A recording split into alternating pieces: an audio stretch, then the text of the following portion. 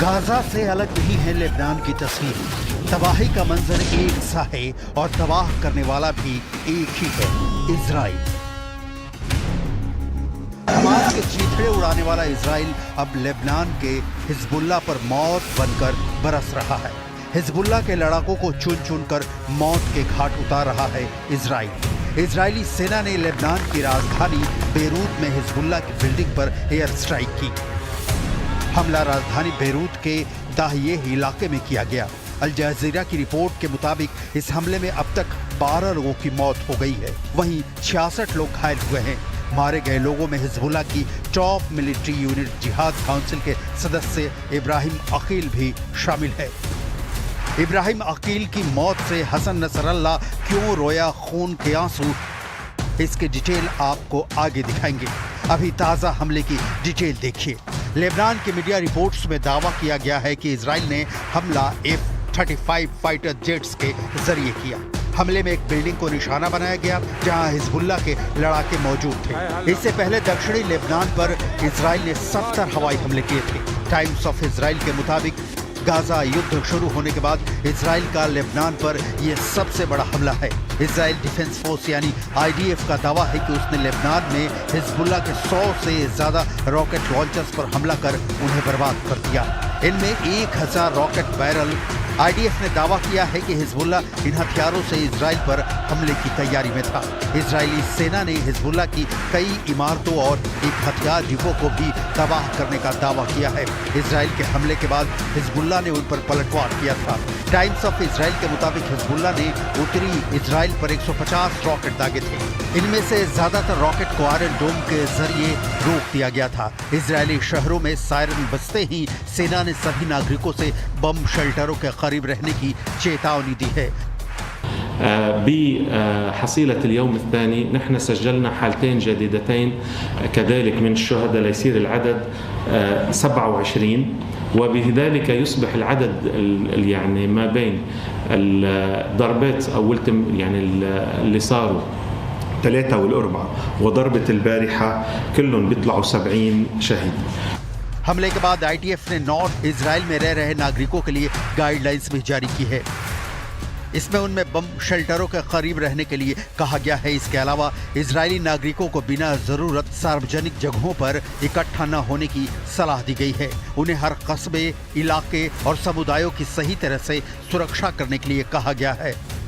Hezbollah के खिलाफ लगातार हमले कर इजराइल ने लाउड एंड क्लियर मैसेज दे दिया है कि हमास के बाद अब नंबर हिजबुल्लाह का आ गया है। हिजबुल्लाह वो संगठन है जो इजराइल के खिलाफ लगातार हमले करता रहा है। इस संगठन को ईरान से पैसा मिलता है, इसके लड़ाकों को ईरान ट्रेनिंग देता है, यहाँ तक कि लेबनान में ईरान के रिवोल्यूशनरी गार्ड की मौजूदगी तक है। इजराइल हिजबुल्लाह को ठिकाने लगाकर ईरान को क्लियर कट मैसेज दे रहा है कि पानी सिर के ऊपर निकल गया है और हिजबुल्लाह को निस्तो नाबूद करने की इजराइल ने ठान ली है। यही कारण है कि इजराइल ने हिजबुल्लाह के खिलाफ जो अभियान छेड़ा है वो बहुत सोच विचार कर छेड़ा है, बहुत सुनियोजित तरीके से, जिसकी डिटेल आपको आगे दिखाएंगे। अभी हिजबुल्लाह कमांडर इब्राहिम अकील के बारे में जान लीजिए। इब्राहिम अकील का जन्म 1962 में पूर्वी लेबनान के बालबेक हरमेल प्रांत में हुआ था। इब्राहिम अकील को हज अब्दुल कादर के नाम से भी जाना जाता है। 1980 के दशक में हिजबुल्लाह की स्थापना के बाद से ही इसके साथ काम कर रहा था। इब्राहिम 1983 में बेरूत में स्थित अमेरिकी दूतावास और US मरीन बैरक के पास हुए 2 ट्रक बम विस्फोटों का मास्टरमाइंड माना जाता है। इस हमले में 300 से ज्यादा लोग मारे गए थे। अमेरिका का आरोप है कि इब्राहिम ने 1982 और 1992 के बीच अमेरिकी और जर्मन नागरिकों के अपहरण करवाए। इब्राहिम के बारे में इससे ज्यादा जानकारी मौजूद नहीं है क्योंकि सुरक्षा कारणों की वजह से वो अपने मिशन छिपकर अंजाम दिया करता था। असल में हिजबुल्लाह के ज्यादातर टॉप कमांडो के बारे में ज्यादा जानकारी नहीं दी जाती है। जुलाई में मारे गए कमांडर फवाद शुक्र के बारे में भी हिजबुल्लाह ने ज्यादा जानकारी बाद में बताई थी। इजराइल की नजर हिजबुल्लाह के टॉप कमांडो पर है। जो पेजर धमाके हुए उसमें भी कमांडो को ही टारगेट किया गया, जिनकी संख्या 5 से 7 हजार बताई जाती है। यहाँ आपको हिजबुल्लाह की हायरार्की समझ लेनी चाहिए, जिसमें उन कमांडो के नाम भी हैं जिसे इजराइल ने ढेर कर दिया। Hassan Nasrallah Hezbollah chief, Ibrahim Aqil operation head, Ali Karaki regional head, Wissam al Tawil Radwan unit commander जिसकी मौत 8 जनवरी 2024 को हुई, Abdullah Taleb Nasr unit commander का हेड जिसकी मौत 11 जून 2024 को हुई, Mohammed Nasser Aziz unit commander जिसकी मौत 3 जुलाई 2024 को हुई।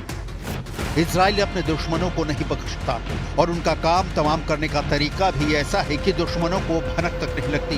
नेतन्याहू पर आरोप लग रहे हैं कि हमलों में आम लोग, महिलाएं और बच्चे मारे जा रहे हैं। इजराइल की दलील है कि जब अक्टूबर 2023 में उसके देश में घुसकर लोगों को मारा गया, अगवा कर लिया गया, तब ये आवाजें कहाँ थी? मासूमों की मौत पर चीखने वाले तब खामोश क्यों थे? नेतन्याहू का साफ कहना है हमास बंधकों को रिलीज कर दे, वो हमास के खिलाफ हमले बंद कर देंगे, लेकिन हमास ऐसा करने के लिए राजी नहीं है और नेतन्याहू कह चुके हैं कि वो हमास के अंतिम आतंकी को मौत की नींद सुलाने तक हमले जारी रखेंगे। हिजबुल्लाह हमास का सपोर्टर है, लिहाजा अब वो भी जद में है। यही कारण है कि इजराइल के अधिकारियों ने लगातार इस बात के संकेत दिए हैं कि उनका ध्यान अब गाजा पट्टी पर हमास से हटकर लेबनान में हिजबुल्लाह की तरफ शिफ्ट हो गया है। इजरायली रक्षा मंत्री योव गैलेंट ने भी कहा है कि अब युद्ध नया चरण में पहुंच गया है। लेबनान में पेजर वॉकी टॉकी धमाके के बाद इजराइल ने गाजा से अपने कई सैनिकों को नॉर्थ इजराइल में लेबनान के साथ सटी सीमा पर तैनात कर दिया है, क्योंकि हिजबुल्लाह के पलटवार करने की सूरत में उसे तगड़ा जवाब दिया जा सके। Amr, we continue to speak every day with our Israeli counterparts about what's going on in Gaza, and certainly about the increased tensions along the blue line. That's the border between Israel and Lebanon. As you know, Amos was just there recently, so our intensive diplomacy efforts continue. We continue to believe, that a diplomatic solution is the best way forward, vice escalating any of the military conflict. Hezbollah अब तक Israel के लिए सबसे बड़ी चुनौती साबित हुआ है। फिलहाल हिजबुल्लाह के कई लड़ाके घायल हैं। ऐसे में अगर उसने बड़ा हमला किया तो इसे इजराइल के साथ जंग छिड़ने का खतरा है, जिसके लिए हिजबुल्लाह तैयार नहीं दिख रहा है और इजराइल इसी मौके का फायदा उठाकर हिजबुल्लाह को रौंद रहा है। तारीख 17 सितंबर, समय दोपहर के 3:30 बजे लेबनान में एक के बाद एक धमाके होने लगे जो लगभग 1 घंटे तक जारी रहे। इन धमाकों का तरीका आम नहीं था। इतिहास में पहली बार पेजर में ब्लास्ट हो रहे थे। मीडिया रिपोर्ट्स के मुताबिक इन धमाकों का मकसद चंद मिनटों में 4000 हिजबुल्लाह कमांडरों को मारना था, जिन्हें इजराइल दुश्मन मानता है। इस हमले में 12 लोगों की मौत हुई तो वहीं हजारों घायल हुए। हिजबुल्लाह अपने कम्युनिकेशन सिस्टम पर हुए धमाकों से उबर ही रहा था कि अगले ही दिन तारीख 18 सितंबर, समय शाम के 4 बजे वॉकी टॉकी में धमाके होने लगे। हमले में 25 लोग और मारे गए। दोनों घटनाओं में 37 मारे गए। लगातार 2 दिन हुए हमलों के बाद हिजबुल्लाह के चीफ हसन नसरल्लाह ने इजराइल से बदला लेने की कसम खाई है। 19 सितंबर के शाम को दिए भाषण में नसरल्लाह ने कहा, मैं पलटवार के लिए समय, जगह और तरीके का जिक्र नहीं करूंगा, पर इजराइल को जवाब जरूर मिलेगा।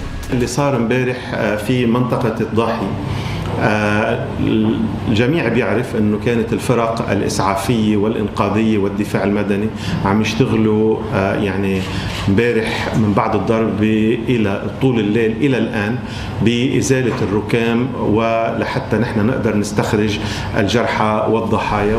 3 महीने पहले 30 जुलाई को हिजबुल्लाह के टॉप कमांडर फुआद शुक्र की मौत इजरायली एयर स्ट्राइक में हो गई। इसके अगले ही दिन ईरान में हमास के चीफ इस्माइल हानिया मारा गया। दोनों मौतों के बाद से लेबनान और इजराइल के बीच टकराव की स्थिति बन गई थी। तभी अचानक इजराइल ने 100 फाइटर जेट्स के साथ लेबनान पर अटैक कर दिया। इजराइल ने कहा कि उन्हें लेबनान की तरफ से हमले की आशंका थी, इसलिए पहले ही अटैक कर दिया। अचानक हुए हमले का बदला लेने के लिए हिजबुल्लाह ने भी इजराइल पर 320 रॉकेट दागे, लेकिन इजराइल की सेहत पर इसका कोई असर नहीं पड़ा। इस बीच संयुक्त राष्ट्र ने एक प्रस्ताव के जरिए इजराइल को गाजा छोड़ने की डेडलाइन दे दी है। इस प्रस्ताव पर वोटिंग के जरिए इजराइल से कहा गया है कि वो 1 साल के भीतर फिलिस्तीनी कब्जे वाले इलाके से हट जाए। वोटिंग में इजराइल के खिलाफ 124 वोट पड़े हैं, जबकि 14 वोट समर्थन में हैं और 43 सदस्य वोटिंग में शामिल नहीं थे। माना जा रहा है कि ये वोट इजराइल के लिए एक चुनौती पेश करता है और अंतर्राष्ट्रीय समुदाय में देश की स्थिति को और कमजोर कर सकता है। इस प्रस्ताव ने संयुक्त राष्ट्र की अदालत यानी अंतर्राष्ट्रीय न्यायालय की ओर से की गई टिप्पणी का समर्थन किया है। इस टिप्पणी में कहा गया है कि फिलिस्तीनी क्षेत्रों में इजराइल की उपस्थिति गैर कानूनी है, इसे समाप्त होना चाहिए। लेकिन ये इजराइल है, सुनने की लत वाला देश नहीं। इतिहास में दर्जनों ऐसे उदाहरण भरे पड़े हैं कि इजराइल अपने खिलाफ उठी गर्दन को बड़ी बेरहमी से मरोड़ देता है। इजराइल अभी रुकता नहीं दिख रहा है जब तक कि हिजबुल्लाह, हमास और हुथी का फुल एंड फाइनल हिसाब किताब ना कर दे।